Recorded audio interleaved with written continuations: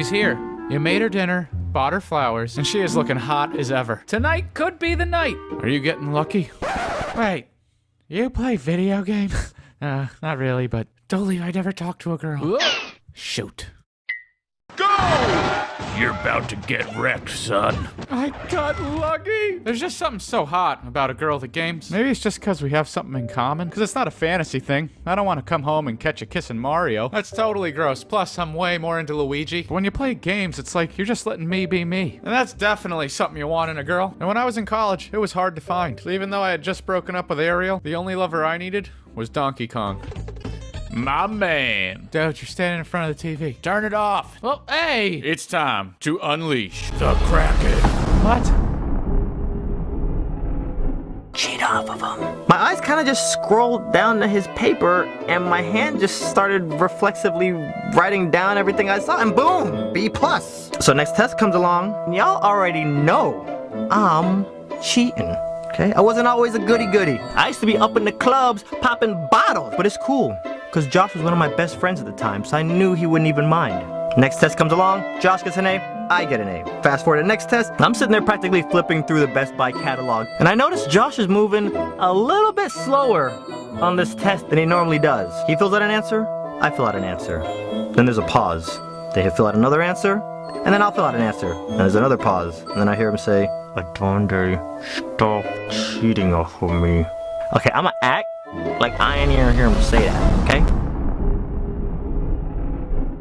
First things first, it's time to set up, so I begin by opening all the boxes of filament and dividing the filament into ABS and PLA boxes, essentially because the 3D pen has two settings for the two types of plastic which melt at different temperatures. The ABS is a really strong type of plastic, it melts at a slightly higher temperature, but it also has a really strong end result. With all the filaments sorted, it's now time to start 3D drawing, and first things first, I put on some rubber gloves, and not for any practical reason other than the fact that I wanted to feel a little bit like a surgeon. And the good news is it worked. I sort of felt like a badass surgeon, which was cool. Anyways, my first attempts to creating a Jazza avatar head was sort of done freestyle, just using the mat as a bit of a guide and trying to just draw on that. But those attempts sort of went awry, and I realized I needed a little bit more of a foundational guide to follow. I found and used a little plastic ball from my son's toy box, which I used as the foundation for the head shape, adding a little bit more mass at the bottom for a jaw area, and I also left the blank areas for where the eyes and mouth would go and built up a bit of a nose.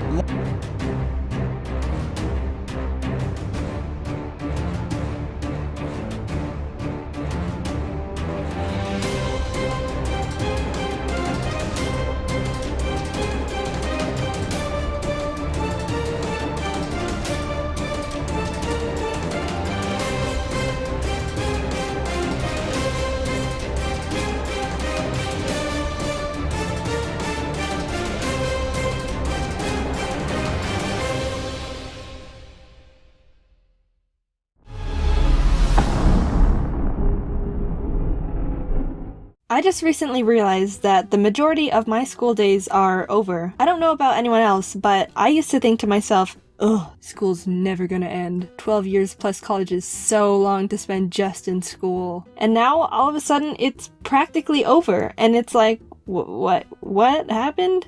Wait, I'm not ready to be an adult yet. And you know what else is scary? I don't remember pretty much anything I learned from grade 6 up. It's just a jumble of English papers and random history I didn't care about. Kinda makes you question the education system when you think about it. So I don't remember a lot of the things I studied during school, but I do have a lot of dumb random memories that I, for some reason, haven't forgotten about over the years. For example, in first grade, I lost my front left tooth in the middle of class and started bleeding all over the place. And the teacher had to stop in the middle of class to get me a tissue and one of those little teeth envelopes to hold the tooth I just spat out. I don't know if schools still use those, but they were the funniest concept to me. Like, you come home, oh mom, you got mail. Oh, what is it? Oh, it's not much, it's just my freaking gross saliva-covered baby tooth I ripped out of my head in the middle of school. Does school still do this? I don't know.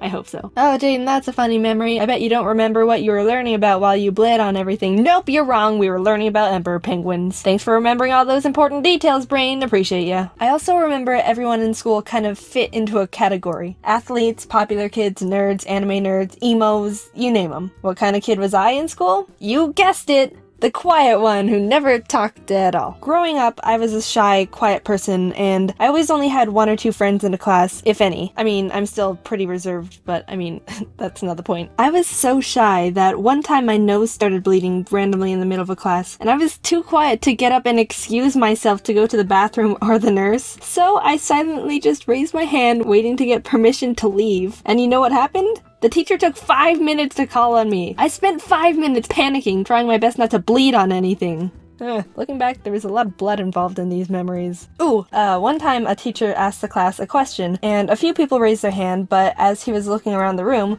we made eye contact. Oh god. Jaden! Crap. Everyone knows, if you don't want to be called on, don't make eye contact. It's school 101. I don't know.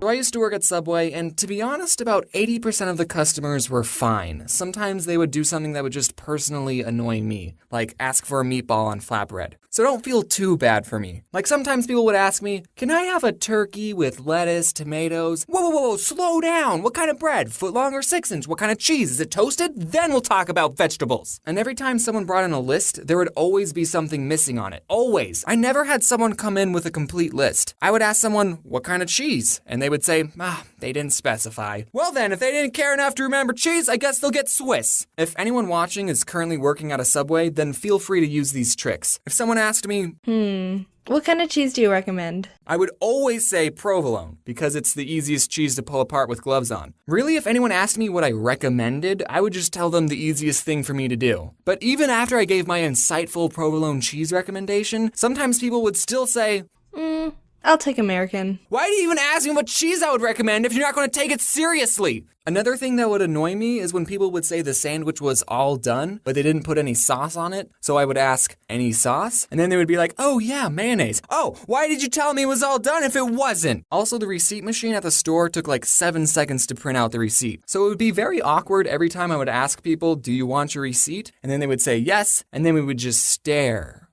at each other until the receipt printed. So what I did every time someone swiped their credit card, I would just stare off into space, and in my head, I would count to 5. And then I would ask, do you want your receipt? And by the time they said yes, it was like magic. As soon as they said yes, the receipt printed. At Subway, you only work with one other person. So if someone got annoyed and said, let me talk to your manager, I would just look at them and go, listen, I've been here the longest. The only other person in this store is a 16-year-old girl, and she technically isn't old enough to use a toaster, so I'm probably your best bet. I'm the manager.